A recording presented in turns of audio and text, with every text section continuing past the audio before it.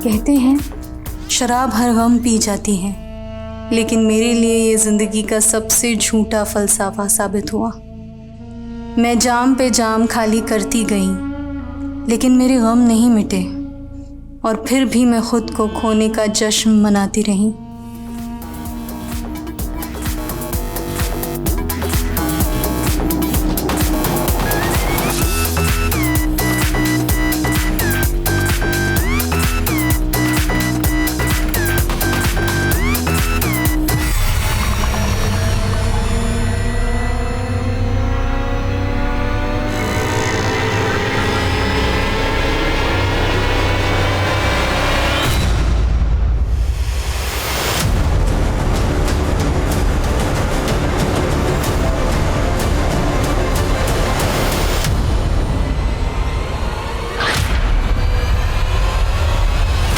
कहते हैं किसी की एक बुराई उसकी सारी अच्छाइयों को खा जाती है, पर बुराइयां किस में नहीं होती।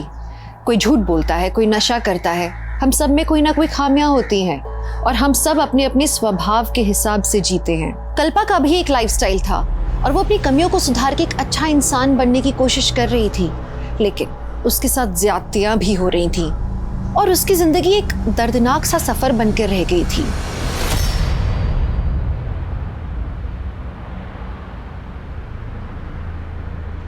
जिंदगी से भागते भागते थक गई थी मैं, समझ ही नहीं पा रही थी आखिर मेरी मंजिल थी क्या। लेकिन मैं मरना नहीं चाहती थी, मुझे अपने परिवार के लिए जीना था।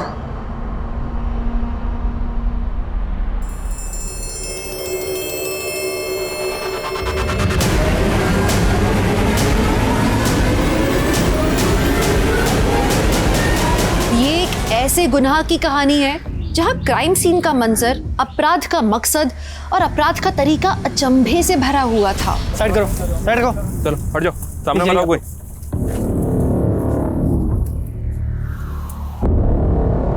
सर लगता है इस लड़की का रेप करके इसको मार के यहाँ फेंक दिया। ये एक ऐसी क्राइम मिस्ट्री थी जो पुलिस के लिए सॉल्व करना बहुत चैलेंजिंग था और उतनी ही चैलेंजिंग कल्पा की जिंदगी थी जिससे वो लगातार जूझ रही थी।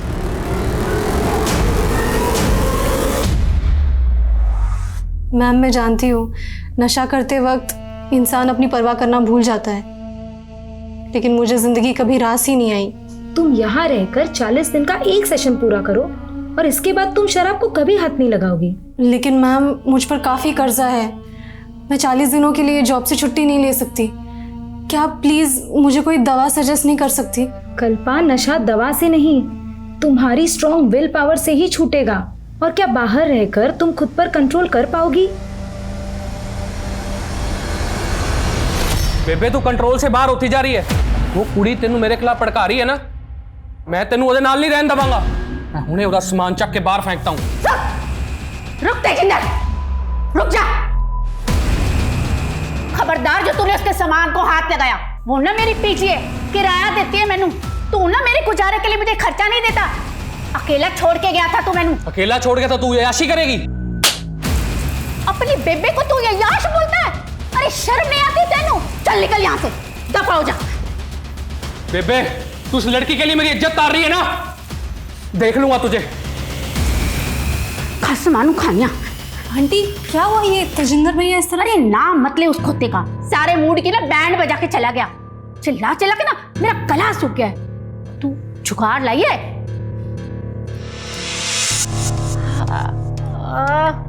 वाह जी वाह, तू ना मेरी असली पुत्र है। वाह जी वाह।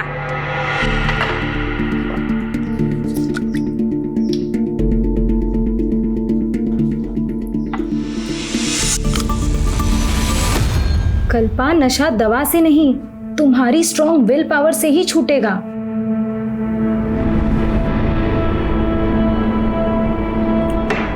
ओए, तूने अपने लिए पैक नहीं बनाया? नहीं आंटी, मैंने सोचा है आज के बाद शराब नहीं पीऊंगी। ओह, बुखार तो नहीं हो गया तेनू? नहीं आंटी, मजाक नहीं कर रही। शराब की लत ने मुझे खुद से, अपनी फैमिली से दूर कर दिया, लेकिन अब मैं बदलना चाहती हूँ। और आंटी, मैं चाहती हूँ कि आप भी शराब छोड़ दो। अरे पुत्र, अब तो ये शरीर छोड़ने का वक्त आ गया है।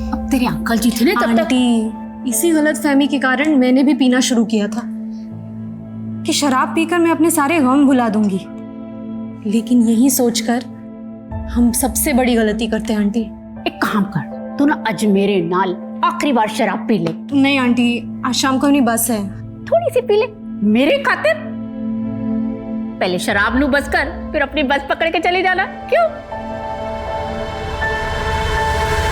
मैं एक परवानी की तरह थी, जानती थी आग से खेलूंगी तो जल जाऊंगी, लेकिन फिर भी ये खेल रुक ही नहीं रहा था।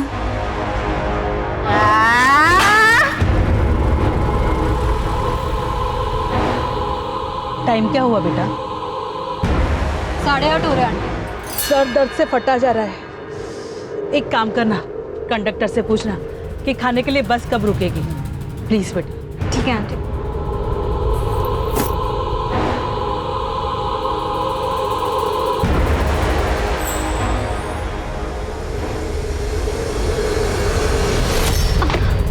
I'm so sorry, sorry। नहीं नहीं, कोई बात नहीं, कोई बात नहीं।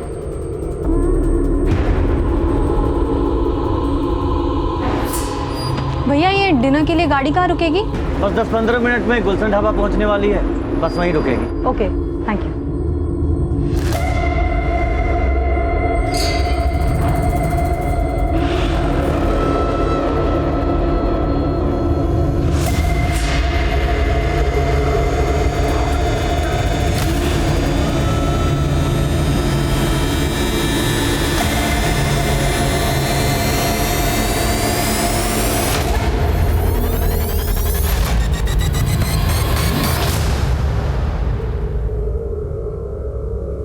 खाना खाएगी तू? मैं अभी बस कॉफी या कुछ भी। मैं दाल रोटी फटाफट खाऊंगी।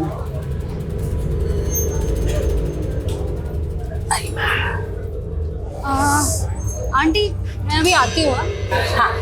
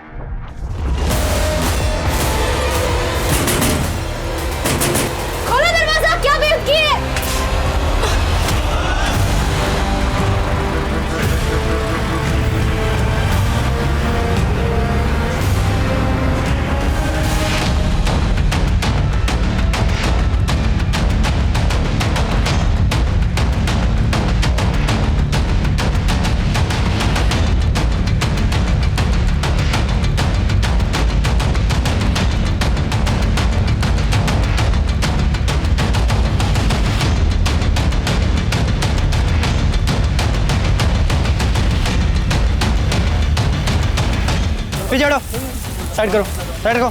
चलो हट जाओ, सामने मत आओ कोई।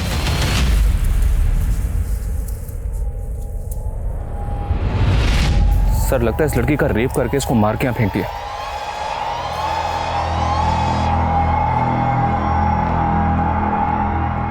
सर, इसकी तो सांसें चल रही है, ये तो जिंदा है। व्हाट? लड़की को हॉस्पिटल में पहुंचाओ, क्विक।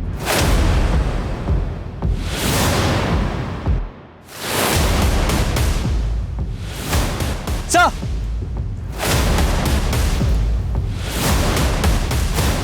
सर लेडीज के कपड़े, लगता है इसी लड़की के हैं। और सर, कपड़े फटे हुए भी हैं।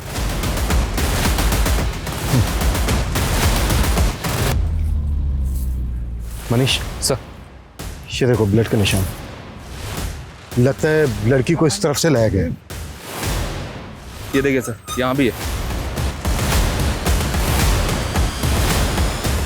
यहाँ भी है सर। आगे कहीं भी नहीं है सर ब्लड। ब्लड ट्रेल यहीं तक है सर, यहीं पे ढेर सारा खून पड़ा हुआ है। हाईवे नजदीक है सर। हो सकता है सर लड़की का रेप करके उसको चलती गाड़ी से यहाँ फेंक दिया। शायद लड़की जिंदा थी, इसलिए वो ड्रैग करके यहाँ से वहाँ चली गई। अगर लड़की का रेप करके उसको यहाँ फेंका गया होता तो लड़की के कपड़े भी यहीं होने चाहिए। लेकिन लड़की के कपड़े मिले हमें लड़की के पास। लड़की की कंडीशन देख के ऐसा लग रहा है कि जैसे बहुत ही हैवानियत के साथ उसका रेप हुआ है। Right sir.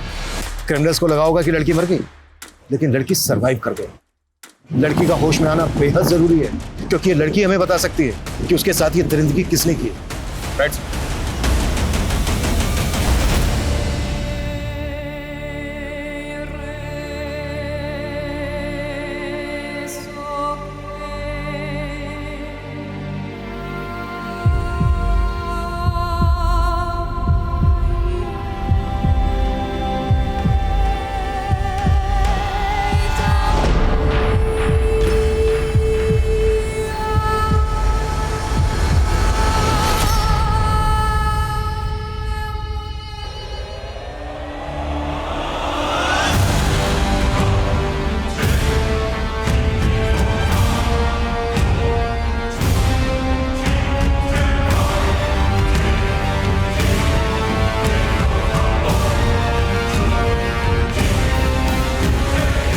ऑफिसर, वो लड़की कोमा में चली गई है।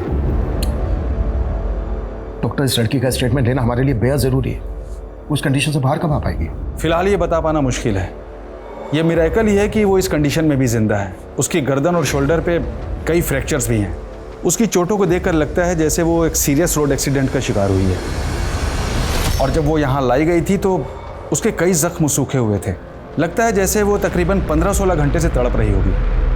मतलब कल रात लगभग 12 बजे के आसपास उसको ये जख्म दिए गए होंगे। अच्छा डॉक्टर, हमें लग रहा है कि लड़की के साथ गैंग रेप भी किया गया है। हमें भी ऐसा लग रहा है। हमने सीमन सैंपल्स भी कलेक्ट किए हैं जो हमने जांच के लिए भेज दिए हैं, जिससे हमें पता लग जाएगा कि उसके साथ कितने लोगों ने गैंग रेप किया है। पिछले 24 घंटे से वो लड़की जिंदगी से जूझ रही। हमें भी खुद को चैलेंज देना है। अगले 24 घंटे के अंदर हमें उस लड़की की पहचान पता करनी है, ताकि हमें ये पता चल सके कि वो लड़की उस जगह पर कैसे पहुंची और उसके साथ ये दरिंदगी किसने की। लेकिन सर, हमें किसी भी थाने में उसकी कोई मिसिंग कंप्लेंट नहीं मिली। आसपास भी इंक्वायरी की, लेकिन कुछ भी हासिल नहीं हुआ। हो सकता है सर वो लड़की इस एरिया की हो ही नहीं। भले ही वो लड़की इस एरिया की ना हो, पर उसके गुनहगार तो इस एरिया के हो सकते हैं। इस एरिया के जितने भी उठाए गए हिस्ट्री शीटर हैं, सबको उठाओ, कुटो। पुलिस कोई कोताही नहीं बरत रही थी। उन्होंने कई लोकल गुंडों और हिस्ट्री शीटर्स को इंटरोगेट किया, लेकिन कोई सफलता हासिल नहीं हुई। और कल्पा का परिवार कहाँ था, वो अभी तक उसकी पहचान के लिए सामने नहीं आया था। कल्पा, उठ जा बेटा, 8 बज गए। उठो उठो जल्दी, उठो ना बेटा। चलो उठो, 8 बज गए ना बेटा, उठ जाओ। मंजुला, सोने दे इसे कुछ देर और। वैसे भी आज संडे है, इसे कौन सा कॉलेज जाना है? पर पापा, आप संडे को कहाँ जा रहे हो? फैक्ट्री में बड़ा ऑर्डर आया है। संडे का एक्स्ट्रा पार्टी कमाने का मुझे भी मौका मिला है। नहीं नहीं पापा, आप वैसे ही रोज ओवर टाइम करते हो। कम से कम संडे को तो आराम कर लिया करो। एक बेटी का बाप हूँ मैं। कल को तेरी शादी भी तो करनी है। नहीं, मुझे शादी नहीं करनी। बीए पूरा होते ही मैं भी जॉब करूंगी। मुझे आपका हाथ बटाना है। इतनी जल्दी मुझे विदा करने का मत सोचो आप लोग।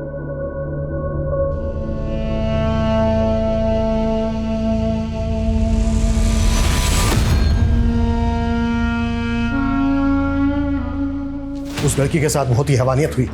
पिछले 24 घंटे में हम कुछ भी पता नहीं कर पाए। सभी पुलिस हेडक्वार्टर में लड़की का फोटो भेज दिया सर। न्यूज़पेपर्स और सोशल मीडिया में भी लोगों से अपील की कि अगर कोई इसे जानता है तो सामने आए। लेकिन तब तक हम चुपचाप नहीं बैठ सकते।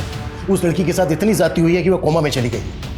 जिंदगी और वक्त ठहर गया उसके लिए। अगले 24 घंटे में क्या क्या एक्शन लेने वाले हो, टाइम फ्रेम करो। कैसे भी करके हमें उस लड़की की पहचान पता करनी है। Right sir.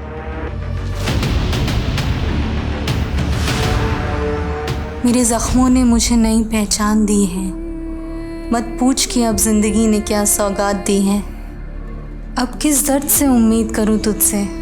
जिंदगी से टूटकर बस मौत को आवाज दी है। सर, ये मेरी सोशल मीडिया फ्रेंड है। मैंने जैसे ही अखबार में इसकी फोटो देखी, मैं यहाँ चला आया। रुखसत? हाँ सर, इसके सोशल मीडिया प्रोफाइल में यही नाम है इसका। कुछ महीने पहले ही मैंने इसे फ्रेंड रिक्वेस्ट भेजी थी और इसने एक्सेप्ट कर ली थी। रहती कहाँ है ये रुखसत? सर, मैं इस लड़की के बारे में कुछ नहीं जानता और ना ही इससे कभी मिला। लेकिन सर, इसके सोशल मीडिया पेज में ऐसे कई फोटोज़ हैं जिनमें ये दिल्ली के ब्लैक थंडर पब में नज़र आ रही है। सर, इन फोटोज़ को देखकर लगता है कि शायद इसका इस पब में काफ़ी आना जाना था। फिलहाल तुम जा सकते हो। अगर ज़रूरत पड़ी तो हम तुम्हें दोबारा बुलाएंगे। जी सर। मनीष सर, एक तरफ तो ये लड़का कह रहा है कि उस लड़की से कभी मिला तक नहीं था, और दूसरी तरफ उस लड़की के लिए इसका इतना कंसर्न। देखो इसको, और रुक सकते हैं सोशल मीडिया अकाउंट से लिंक्ड मोबाइल नंबर, उसकी पर्सनल डिटेल पता करवाओ। तब तक दिल्ली के ब्लैक थंडर पब जाते हैं, शायद वहां से उस लड़की के बारे में कुछ पता चल जाए।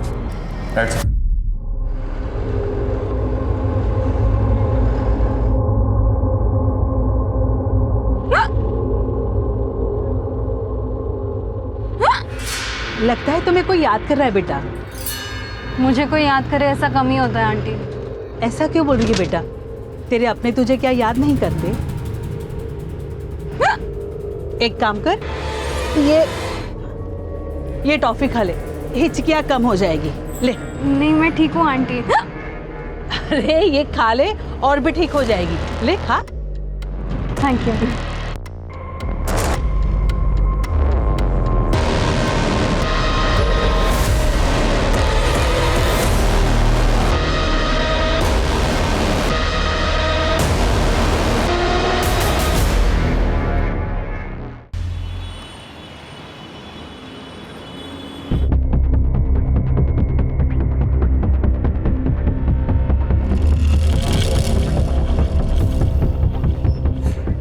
Yes sir, how can I help you? Inspector Abhimanyu Jindal, Rajasthan police. इस लड़की का इस पब में काफी आना जाना है। कौन है ये? सर ये कल्पा है। कल्पा? हाँ सर, हमारे इसी पब में काम करती है। She is a waitress. Kalpa यहाँ दिल्ली में काम करती है, तो फिर वो यहाँ से 90 किलोमीटर दूर भिवाड़ी कैसे पहुंची? सर ये सब तो मालूम नहीं, लेकिन वो कई दिनों से छुट्टी पर थी। रहती कहाँ है कल्पा? वैसे तो वो हिसार की रहने वाली है, लेकिन वो पोमिला आंटी के साथ पीजी रहती है, और पोमिला आंटी भी हमारे रेगुलर कस्टमर है। कल्पा इस पब की एक कस्टमर के यहाँ बिजी रहती है। सर कल्पा में हर किसी को अपना बनाने की क्वालिटी है, और सभी लोग उसे लाइक करते हैं यहाँ। और पोमिला आंटी से तो उसकी इमोशनल बॉन्डिंग हो गई थी। सर पोमिला आंटी अकेली रहती थी, इसलिए उन्होंने कल्पा को अपने साथ रख लिया था। ये सोशल मीडिया अकाउंट कल्पा का ही है? हाँ सर। तो फिर ये रुखसत के नाम से क्या है? सर एक्चुअली पोइट्री नेम है, और उसे शेरो शायरी का बहुत बड़ा शौक है, और वो अलग ही मूड की लड़की है। इस उम्र में भी उसके बातों में डेप्थ है। अब जिंदगी पे मौत भारी है, मुझे गले लगा लो, अब रुखसत की बारी है। अब सॉरी मैम, वो मेरी फ़ोन की बैटरी चली गई थी, नया शेर भूल ना जाओ तो इसीलिए मैंने लिख दिया। I am so sorry. लेकिन तू ऐसे थॉट्स लाती कहाँ से कल्पा? दर्द को जुबान दे दो तो शेर भी बन जाते हैं। लेकिन तेरे दर्द सिर्फ तुझे शायर नहीं, तुझे शराबी भी बना रहे हैं। सर उसे शराब की बहुत बुरी लत लग गई थी। कुछ तो ऐसा था जो उसे अंदर ही अंदर परेशान कर रहा था। कल्पा इस वक्त जिस हालत में है, तुम्हें किसी पर शक है? कौन कर सकता है उसके साथ इतनी दरिद्री? नहीं सर, लेकिन कुछ टाइम पहले उसके साथ बहुत बुरा हुआ था।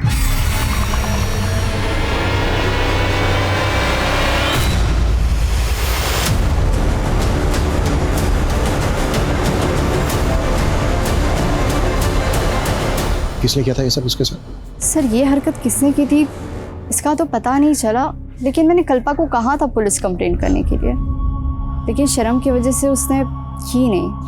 और उसे रियलाइज़ भी हुआ कि ये सब कुछ उसकी ड्रिंकिंग की वजह से हुआ है। उसने मन बना भी लिया था कि वो शराब छोड़ देगी।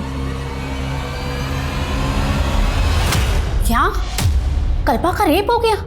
कल्पा इतने दिन से गायब है, आपने जानने की कोशिश नहीं की कि वो कहाँ गायब है? सर वो तो अपने परिवार वालों से मिलने गई थी। कहाँ रहता है कल्पा का परिवार? हिसार में। 4 तारीख को वो अपने भाई से फोन पे बात कर रही थी और उनका प्रोग्राम बन गया। भैया एक तो मुश्किल से आप मेरा फ़ोन उठाते हो, और ऊपर से माँ से भी बात नहीं करवा रहे। मैंने पहले ही बोला है मैं बाहर हूँ, और वैसे भी माँ तुझसे कोई बात नहीं करना चाहती। ठीक है, तो मैं घर जाके माँ से मिलती हूँ। घर आने की कोई जरूरत नहीं है। क्यों जरूरत नहीं है? वो मेरा भी घर है, और आप मुझे माँ से मिलने से नहीं रोक सकते।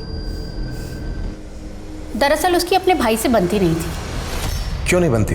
ये उनकी पर्सनल बात है, और कल्पा ने मुझे कभी कुछ नहीं बताया। वो 5 तारीख को बस से हिसार के लिए निकल गई। कश्मीरी गेट से उसकी 5 बजे बस थी।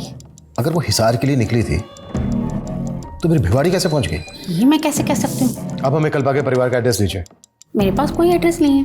कल्पा आपके यहाँ पीजी रहती थी, आपने उसका कोई तो आईडी प्रूफ लिया होगा?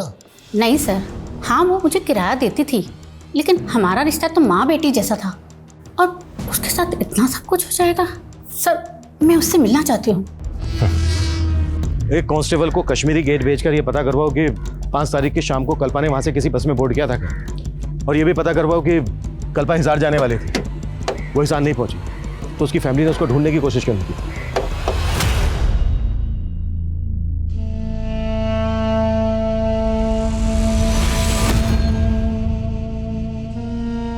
बस बेटा, अब ये खाना अलग से नहीं उतरता। बोझ बन गया हूं मैं तुम सब पर। ऐसा मत बोलो पापा, आपके 2 बच्चे हैं, मैं और सोम भैया, हम दोनों आपके 2 बाजू बनेंगे। ये सब बातों का कोई फायदा नहीं है कल्पा। ये दिन रात जिस फैक्ट्री मालिक के तलवे चाटते रहे, उसने मुआवजे के नाम पे 2 महीने की तनख्वाह पकड़ा दी, और फिर ये उसके ऊपर केस भी नहीं कर रहे।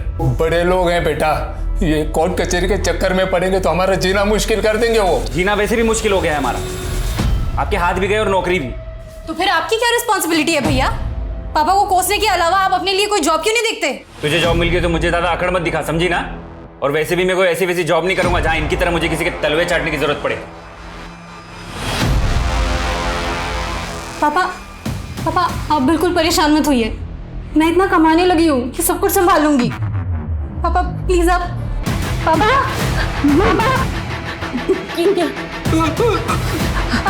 क्या हुआ? पापा क्या हो रहा है उनको?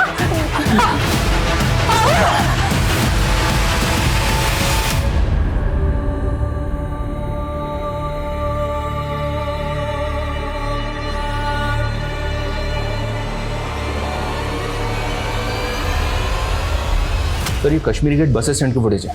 5 अक्टूबर की शाम को कल्पा ने दिल्ली से जयपुर जाने वाली बस पकड़ी थी, जबकि पौमिला ने हमें बताया था कि कल्पा उस शाम को हिसार जाने वाली थी।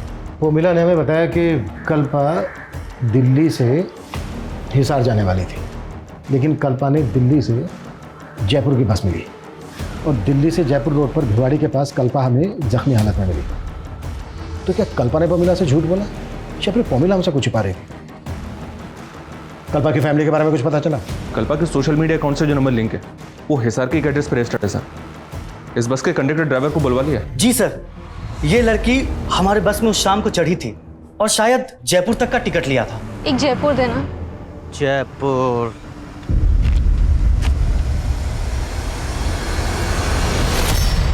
ये लड़की जयपुर जा रही थी, तो फिर हमें जख्मी हालत में भिवाड़ी में कैसे मिली? सर मुझे कुछ समझ नहीं आ रहा सर। रेप हुआ है इस लड़की के साथ। देख, अगर कुछ भी छिपाया ना हमसे तो। हम कुछ नहीं छिपा रहे हैं सर, लेकिन हाँ सर, जयपुर पहुंचने पर हमें एक सवारी का बैग मिला था। सर वो बैग हमने जयपुर बस स्टैंड के लगेज रूम में जमा करवा दिया था।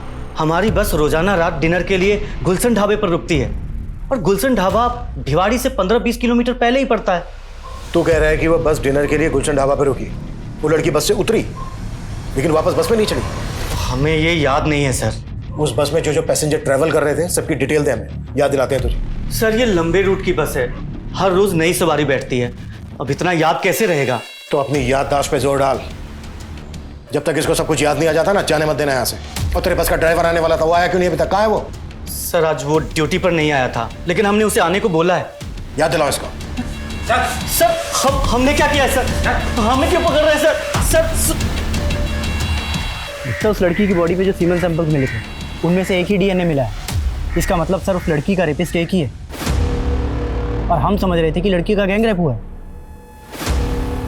चलते हुए हाईवे पे एक अकेला आदमी एक लड़की के साथ इतना कुछ करे और लड़की रिटेलिएट ना करे, पॉसिबल नहीं है। जिस तरह से लड़की को इंजरीज दी गई हैं, जिस तरह से लड़की को 200 मीटर ड्रैग करते हुए रोड से दूर ले जाया गया है, क्या वाकई में रेप करने के बाद लड़की को जख्मी दिए गए होंगे? सर आप ये कहना चाह रहे हैं कि लड़की के साथ रेप जख्मी हालत में हुआ?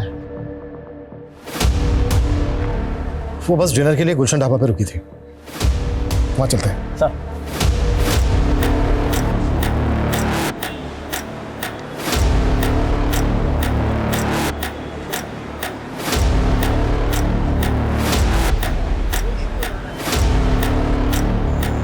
हाँ साहब, ये मैडम को मैंने उस रात यहाँ पे देखा था, और इनका चेहरा मुझे अच्छे से याद है साहब, क्योंकि इनको किसी ने बाथरूम में बंद कर दिया था साहब। खोलो दरवाजा, कौन है वहां?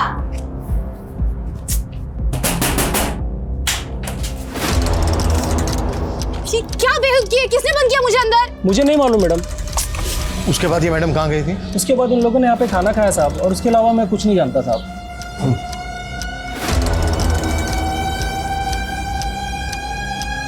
ये सीसीटीवी काम कर रहा है? जी साहब, काम कर रहा है। हमें 5 अक्टूबर की रात की फुटेज चेक करना, दिखाओ। हाँ साहब, आइए। हाँ शर्मा बोलो। सर 6 अक्टूबर की सुबह जो बैग बस में मिला था वो मैंने चेक किया, उसमें कल्पा का आईडी और लेडीज़ के कुछ कपड़े थे। सर मुझे लगता है वो बैग कल्पा का ही है। कल्पा खुद से तो अपना बैग बस में छोड़ेगी नहीं। इसका मतलब ये है कि कल्पा के साथ जो कुछ भी हुआ है वो इसी सफ़र के दौरान हुआ है। साहब हमने कुछ नहीं किया साहब, हमें जाने दीजिए ना साहब।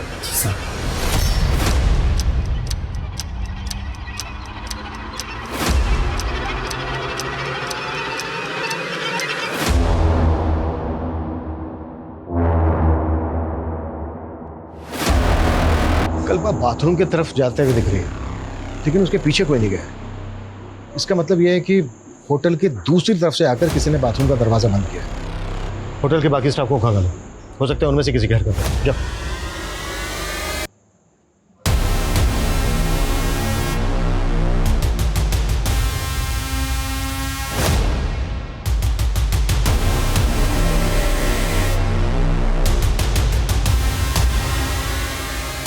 सर कहीं ऐसा तो नहीं कि वो लड़के उस रात कल्पा को अपने साथ कार से ले गए? कल्पा अगर अपनी मर्जी से कार में उनके साथ जाती तो अपना बैग बस में क्यों छोड़ती? लेकिन सर कल्पा उस रात बस में चढ़ी, फुटेज से ये बात क्लियर नहीं हो रही है, और ना ही गाड़ी का नंबर विजिबल है। पता करो वो दोनों लड़के कौन थे, और फुटेज में बस की तरफ से जितने भी पैसेंजर आते हुए दिख रहे हैं सबकी पहचान पता करो।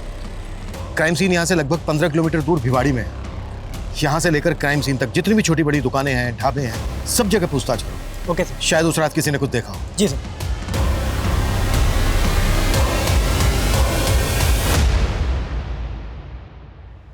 मनीष, हिसार पहुंचे? मेरी बेटी के साथ इतना सब कुछ हुआ, कहाँ है वो? मुझे उसे मिलना है, मुझे। माँ जी, हेल्प करो। माँ जी संभालिए अपने आप। माँ जी संभालिए। माँ जी को कल्पा की बहुत फिक्र लगी रहती थी, और कल्पा भी पता नहीं किन लोगों की संगत में पड़ गई और शराब पीने लग गई, और कल्पा के साथ अब ये सब। पॉमेला ने हमें बताया था कि कल्पा हिसार आने वाली थी यहीं पर। नहीं सर, कल्पा ने अपने भाई को भी ऐसा ही बताया था फोन। कहाँ है वो? बुलाइए उसे। सोम जी तो काम के लिए आउट ऑफ टाउन गए हुए, उन्होंने ऐसा हमें कुछ नहीं बताया। हमने सुना है कि सोम की कल्पा से बनते नहीं थे। नहीं सर, दोनों भाई बहन के बीच में ना सर बहुत प्यार था। पुलिस उस बस में ट्रैवल कर रहे पैसेंजर्स के साथ साथ उन 2 लड़कों की पहचान में भी जुट गई थी जो उस ढाबे में कल्पा के साथ देखे गए थे। लेकिन इस केस के कई और भी राजदार थे। जैसे जैसे ये केस आगे बढ़ रहा था, मीडिया में भी कल्पा को इंसाफ दिलाने की गूंज उठ रही थी।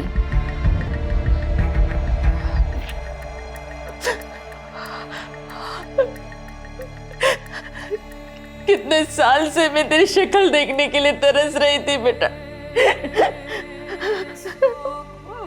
मुझे क्या पता था मैं तुझे इस साल में देखूंगी। तू चुप क्यों है बेटा?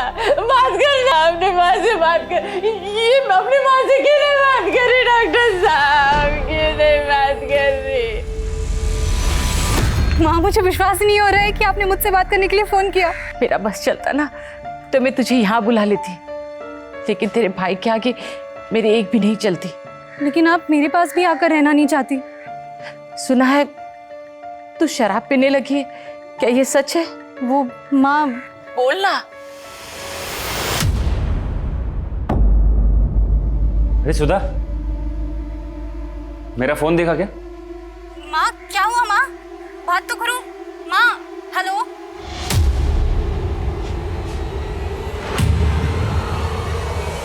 मना किया तूने इस लड़की से बात करने के लिए?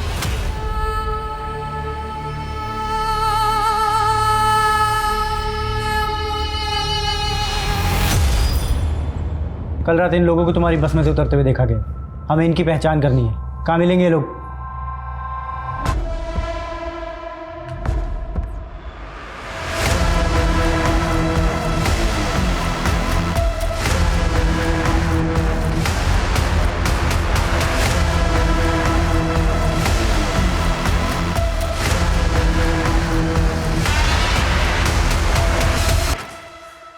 हाँ सर, इन लड़कों को मैं जानती हूँ।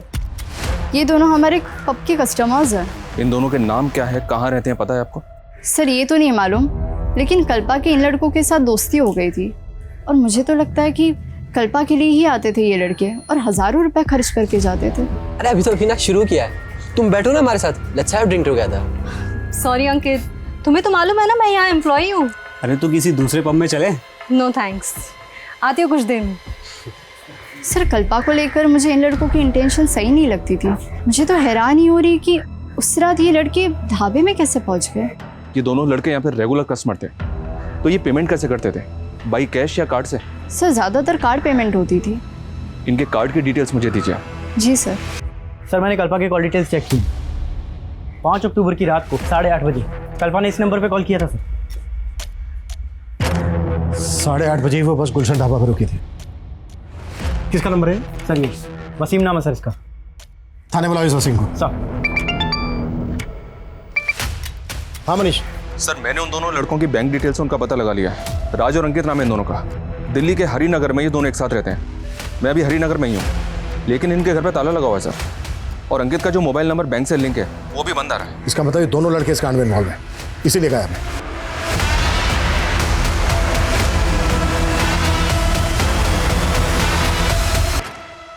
5 अक्टूबर की रात को उसके फोन से कॉल किया गया था तुझे, ये देख। 5 अक्टूबर। हाँ साहब, उस रात मुझे कॉल तो आया था, लेकिन नेटवर्क प्रॉब्लम की वजह से मुझे किसी की आवाज़ सुनाई नहीं दे रही थी। घुमा रहा है हमें? इन दोनों को भी जानता है ना तू? नहीं साहब, ना मैं इन दोनों को जानता हूँ, मैं ही उस लड़की को जानता हूँ साहब। मैंने कुछ नहीं किया साहब। लेके जाओ इसको, इसकी याददाश्त भी तेज करो। सर चल। साहब मैंने कुछ नहीं किया साहब मैंने कुछ नहीं किया।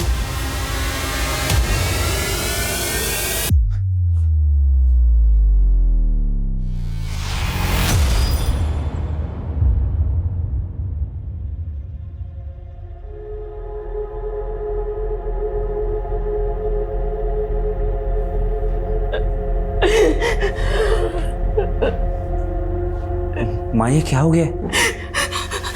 यही चाहता था ना तू कि वो हमेशा के लिए खामोश हो जाए। देख तेरे मंसूबे पूरे हो गए। कैसी बात कर रही हो माँ? बहन है वो मेरी। लेकिन तू उसका भाई के लड़ने के लायक नहीं है। पिछले 3 साल से मैं उसकी शक्ल देखने के लिए तरस रही। सिर्फ तुम्हारी वजह से मैं अपनी बेटी की शक्ल नहीं देख पाई। सिर्फ तुम्हारी वजह से।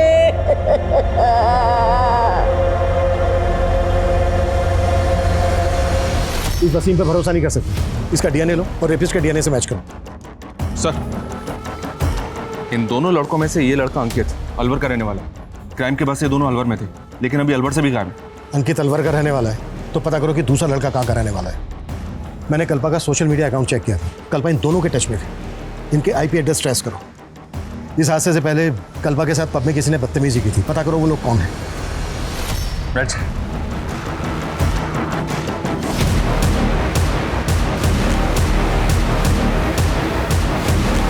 एक बात तो तय थी कि कल्पा के साथ जो भी हुआ वो उसी सफर के दौरान हुआ था, लेकिन पुलिस को ये बात समझ में नहीं आ रही थी कि अगर कल्पा हिसार के लिए निकली तो उसने बस जयपुर की क्यों पकड़ी। एक सवाल ये भी था कि कल्पा और उसके भाई के रिश्ते में खटास क्यों आई। एक सीधी साधी पारिवारिक सी लड़की शराब क्यों पीने लगी। पुलिस से जानने में लगी थी कि कल्पा के साथ कौन कौन पैसेंजर्स ट्रैवल कर रहे थे। तभी राज और अंकित जो उसके साथ ढाबे में देखे गए थे, उनमें से राज को उसके नेटिव एड्रेस चंडीगढ़ से अरेस्ट कर लिया गया। उस रात हम अलवर गए हुए थे और दिल्ली वापस जा रहे थे साहब। इत्तेफाक से कल्पना हमें उस ढाबे पे मिल गई थी साहब। और फिर जबरदस्ती उसे अपनी कार में बिठाया और ले गए। सर हम उसके साथ ज़बरदस्ती कैसे कर सकते हैं सर? वो हमारी बहुत अच्छी दोस्त थी सर। हाँ सर, वो वहाँ बस से ही वापस गई थी।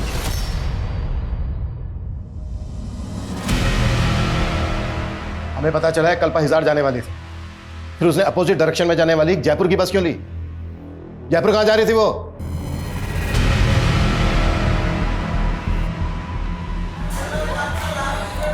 मैंने कभी अपनी ज़िंदगी की कदर की ही नहीं, हमेशा माँ का दिल दुखाया।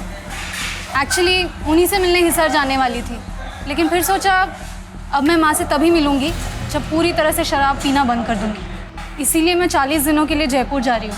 नवज्योति नशा मुक्ति केंद्र। कल्पा बहुत पॉजिटिव लड़की थी, उससे बात करके हमेशा पॉजिटिव वाइब्स ही आती थी। हम उसके साथ ऐसा करने की सपने में भी नहीं सोच सकते साहब। फिर तुम दोनों गायब क्यों हुए थे? डर गए थे साहब। डर इसलिए गए थे क्योंकि तुम दोनों भी इन्वॉल्व हो इस क्राइम में। रेपिस्ट के सैंपल्स हैं, डीएनए सैंपल्स हैं हमारे पास, तुम दोनों के भी सैंपल्स हैं, सब साफ हो जाएगा। डीएनए सैंपल्स लो इनके।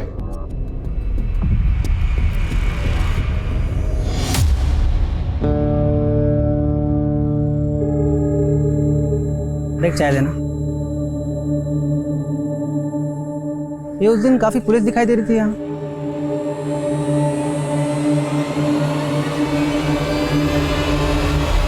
सर हमने राजू और अंकित दोनों के डीएनए सैंपल्स ले लिए हैं, पर दोनों अभी ये कह रहे हैं कि कल्पा गुलशन ढाबे से उस बस में ही चढ़ी थी। और दूसरी बात ये सर, मैंने जयपुर के नवज्योति नशा मुक्ति केंद्र से पता किया है, ये कल्पा 6 तारीख को 40 दिन के कोर्स के लिए वहाँ जाने वाली थी। तो कल्पा भिवाड़ी में उस हालत में क्यों मिली? अगर ये दोनों लड़के सही बोल रहे हैं तो क्या बस का कंडक्टर और ड्राइवर झूठ बोल रहे हैं? बस के पैसेंजर्स की पहचान पता चली? जी हाँ सर, 2 आदमियों की पहचान हुई है।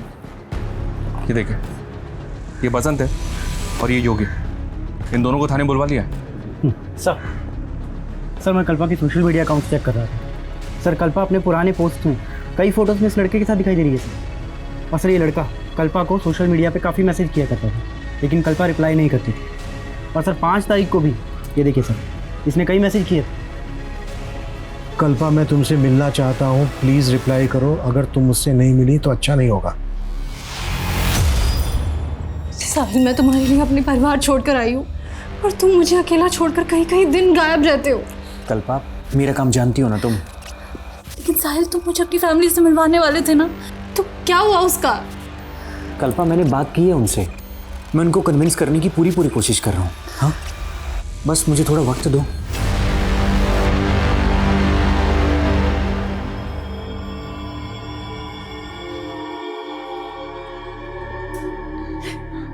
देखिए क्या हो गया मेरी बेटी का।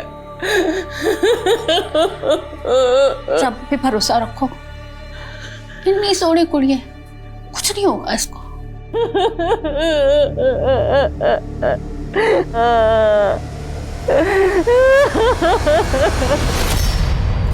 हाँ सर, ये उस बस में थी, ये पीछे वाली सीट पे बैठी हुई थी सर। सर इसके साथ एक लेडी भी थी। दोनों को देख के ऐसा लग रहा था जैसे दोनों एक दूसरे को पहले से पहचानते हो। इनमें से देखकर बताओ कौन थी वो? ये नहीं सर। ये सर ये। तुम्हें ऐसा क्यों लगा? कल्पा इस औरत को जानती होगी? सर पूरी बस खाली पड़ी थी और फिर भी दोनों एक साथ एक ही सीट पे बैठी थी। ये बस गुलशन ढाबे पर रुकी थी, अच्छी तरह से याद करके बताओ, क्या ये औरत वापस उस बस में चढ़ी थी वहां से? सर उतना तो याद नहीं आ रहा सर। हाँ सर, ये लड़की उस ढाबे के बाद बस में चढ़ी थी। शायद गैस वैस का कोई प्रॉब्लम था इसे, तो एक औरत ने इसे कोई तो गोली दी थी। ये टॉफियाँ खा ले, हिचकियाँ ठीक हो जाएगी। ले। नहीं आंटी, मैं ठीक हूँ। अरे ये खाएगी तो और भी ठीक हो जाएगी। ले। सर हो सकता है वो नशे वशे की गोली। तो तुम्हें उस औरत पे शक है? नहीं सर, पहले शक नहीं था, लेकिन अब ये सब पता चलने के बाद तो शक हो रहा है सर। और गुलशन ढाबे से थोड़ा दूर जाने के बाद मुझे एक लड़की के चीखने की आवाज़ सुनाई दी थी, और तब मैंने देखा तो वो बस में वो लड़की नहीं थी, लेकिन हाँ दूसरी सीट पर वो औरत आंखें बंद करके बैठी हुई थी। अगर ऐसा था तो तुमने बस क्यों नहीं रुकवाई? सर उस वक्त मुझे कुछ समझ में नहीं आया, लेकिन ये ज़रूर है कि मैंने किसी की चीखने की आवाज़ सुनी थी। हमने कोई भी चीख के आवाज़ नहीं सुनी थी सर। तो पैसेंजर बसंत झूठ बोल रहा है? सर हमें नहीं पता कि वो ऐसा क्यों बोल रहा है, लेकिन हमने कोई चीख नहीं सुनी। बसंत और एक दूसरे पैसेंजर का कहना है कि गुलशन ढाबा पे कल्पा वापस बस में चढ़ी थी, लेकिन तू शुरू से कह रहा है कि वो बस से उतरी थी लेकिन बस में चढ़ी नहीं वापस। सर मैंने कहा था कि मुझे याद नहीं है कि वो बस में चढ़ी या नहीं चढ़ी। तेरी याददाश्त को हम अच्छे से ठीक करते हैं। 10 सालों। सर ये लड़का साहिल है, कल्पा इस लड़के से प्यार करती थी, लेकिन हम नहीं चाहते थे वो इस लड़के से शादी करे। भैया समझने की कोशिश करो, मैं साहिल के बिना जिंदा नहीं रह सकती। बस कर। आज अगर तेरे पापा जिंदा होते ना, तो वो भी दूसरे समाज के लड़के के साथ तेरी शादी नहीं होने देते। लेकिन कल्पा अपने मर्जी की मालिक थी, वो इस लड़के के लिए हमें छोड़कर दिल्ली चली गई। फिर उसे बाद में एहसास हुआ कि हम सही थे। इस लड़के ने कल्पा के साथ किया क्या था? सर धोखा दिया था, ये लड़का पहले से ही शादीशुदा था। तुमने समझ के रखा है मुझे? हाँ मैंने तुम्हारे लिए अपनी फैमिली से बगावत की और तुमने मुझे इतना बड़ा धोखा दिया साहिल। मैं मानता हूँ मैं शादीशुदा हूँ, लेकिन मैं तुम्हें अपनी दूसरी बीवी बनाकर रख सकता हूँ। इसी गम में कल्पा ने शराब पीनी शुरू कर दी थी। माना कि उसने गलती की थी, लेकिन सोहम ने उसे कभी माफ नहीं किया, इसलिए अकेली ही अपना कम झेलती रही वो।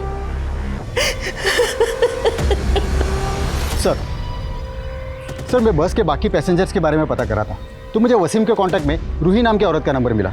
सर ये है रूही। सर ये वही औरत है जो कल्पा के साथ बस में थी। सर ना मैं झूठ बोल रही हूँ और ना वसीम।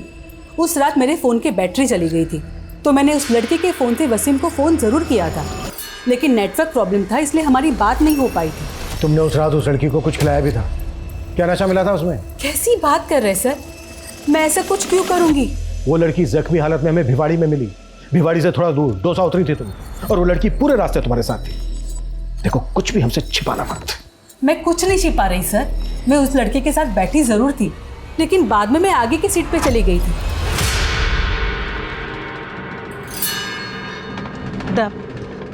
मुझे बहुत नींद आ रही है, एक काम करती हूँ मैं यहाँ आगे की सीट पे जाके सो जाती हूँ। हाँ ठीक है। फिर साहब मुझे दौसा पे उतरना था, तो मैं उठी तो मैंने देखा कि वो लड़की अपनी सीट पे नहीं है। मुझे लगा कि मुझसे पहले कहीं उतर गई होगी। तुमने उस लड़की की चीख या इस तरह की कोई आवाज़ नहीं सुनी? नहीं सर। सर मेरी पहली बीवी को भी मालूम था कल्पा के बारे में, और सर मैं कल्पा को अपनाना चाहता था, लेकिन वो समझने के लिए तैयार ही नहीं थी। कल्पा से तूने अपनी पहली शादी का सच छिपाया और अब उसी पे तोहमत लगा रहा है। ऊपर देख, वो तुझसे मिलना तक नहीं चाहती थी, मगर तू उसे मैसेज पे लगातार मिलने की धमकी दे रहा था। कहीं ऐसा तो नहीं कि तेरे दिल में जो उसके लिए नफरत थी, उस नफरत को निकालने के लिए तूने किसी और को हायर किया हो, उसे मारने के लिए? बोल। नहीं सर, मैं सच्ची कह रहा हूँ, मैंने कुछ नहीं किया है। तोड़ो इसे। अभी भी 5 पैसेंजर्स की पहचान पता नहीं चली है जो उस वक्त बस में मौजूद थे जब कल्पा के साथ ये घटना घटी। क्रिमिनल इन 5 में से भी कोई हो सकता है। जल्द से जल्द इनकी पहचान पता करो। सर इस लड़के का नाम जतिन है। 5 तारीख की रात को भिवाड़ी में इसने कुछ विटनेस किया था। क्या विटनेस किया था? सर उस रात मैं वहाँ से जा रहा था तो मैंने एक आदमी को देखा था, उसके कपड़ों पे बहुत खून लगा हुआ था। पहले मुझे लगा सर उसको चोट लगी होगी, पर फिर मैंने ध्यान से देखा तो उसे चोट नहीं लगी थी सर, बल्कि वो अपने हाथ पैर पे लगा खून साफ कर रहा था। कौन था वो आदमी? सर ये तो नहीं जानता, लेकिन उसका एक पैर खराब था सर। स्केच बनवा सकता?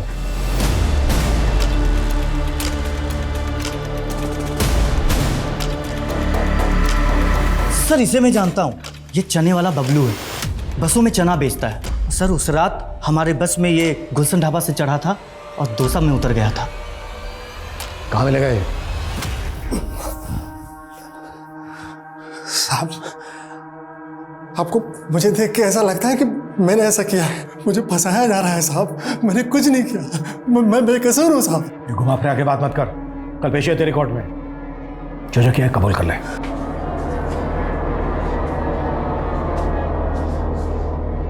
नमस्ते साहब। उस रात एक विटनेस से तुम्हारे कपड़ों और शरीर पे खून लगा देखा था, किसका खून था वो? मेरे कपड़ों पे कोई खून नहीं लगा था साहब। किसी बड़े आदमी को बचाने के लिए मुझे जैसे गरीब और फंसाया जा रहा है साहब। हमसे झूठ उगलवाने के लिए इन लोगों ने हमें बहुत टॉर्चर किया साहब। मैं बेकसूर हूँ साहब, मुझे बचा लीजिए साहब। पाठक इन्हें बाहर ले जाइए।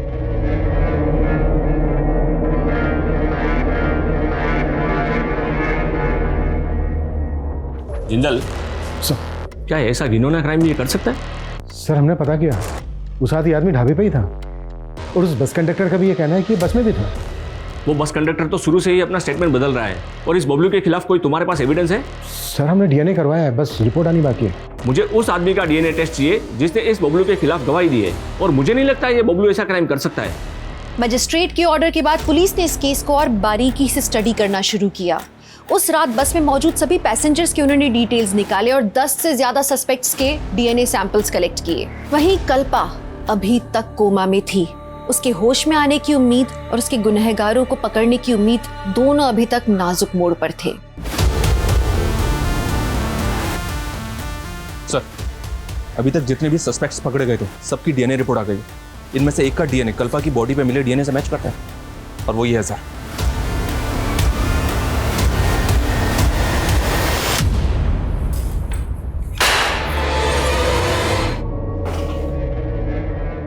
हो जा शुरू। साहब, जब मैंने उस रात उस लड़की को ढाबे पे देखा ना, तो मैं देखता ही रह गया।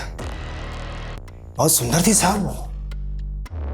पहले मैंने उसको बाथरूम के अंदर बंद कर दिया, लेकिन वो बाहर आ गई। फिर मैं उसको दोबारा देखने लगा और उसकी नजर भी मुझ पे पड़ी।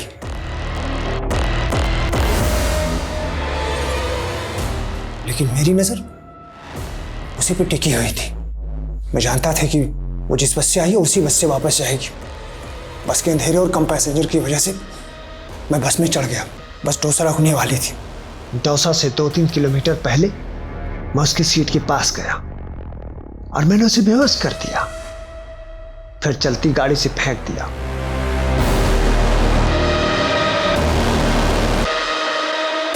फिर दौसा बस स्टॉप पे उतरकर मैं वापस आया जहां मैंने लड़की को फेंका था और मैंने उसके साथ में रेप किया।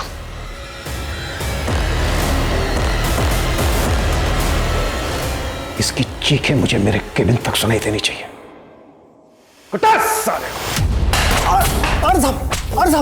एक जज्बाती इंसान गलत लोगों पर भरोसा कर बैठता है, जैसे कि कल्पा ने कई गलत लोगों पर भरोसा करके कई ठोकरें खाई हैं अपनी जिंदगी में। साहिल के लिए उसके जज्बात सच्चे थे पर उसे धोखा मिला। उसके परिवार के लिए उसके जज्बात सच्चे थे पर उसे सहारा नहीं मिला और वो बेचारी जूझती रही। उसके अंदर यह एहसास हमेशा से था कि उसे तबाही का नहीं, उन्नति का रास्ता अपनाना है, लेकिन फिर उसके मासूम जज्बात एक सर फेरे के चपेट में आ गए। कदम कदम पर लड़खड़ाते हुए भी कल्पा शायद आज इस उम्मीद में जिंदा है कि वो लोगों के सामने साबित कर सके कि वो नहीं, सिर्फ उसकी आदत गलत थी। हम कल्पा के इस जज्बे को सलाम करते हैं और हम ये आशा करते हैं कि कल्पा जल्दी से स्वस्थ हो जाए। तो अब मैं दिव्यांका त्रिपाठी दहिया लेती हूँ आपसे विदा। फिर मिलूंगी कुछ नई सच्ची कहानियों के साथ। आप देखते रहिए क्राइम पेट्रोल सतर्क। जय हिंद।